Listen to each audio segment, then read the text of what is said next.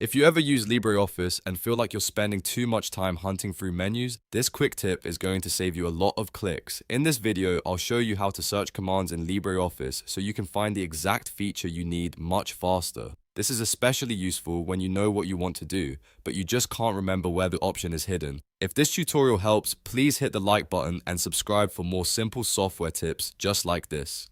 Now let's jump in. First, open LibreOffice on your computer.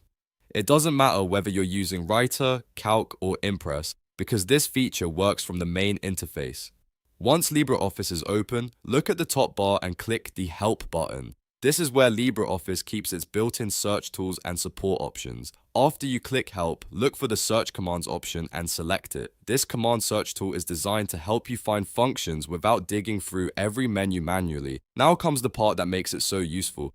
Click inside the search box and type the starting letter of the function you want to carry out. For example, if you want to export a file as a PDF, just press the E key. LibreOffice will then show you all of the commands that begin with E. Since the software does not show every command automatically, this search method helps narrow things down quickly and makes it much easier to find what you need. You can use the same approach for almost any task. If you're looking for a formatting command, a file option, or a tool inside the program, simply type the first letter and browse the matching results. It's a simple shortcut, but it can save a lot of time, especially if you're new to LibreOffice or working with a feature you don't use very often.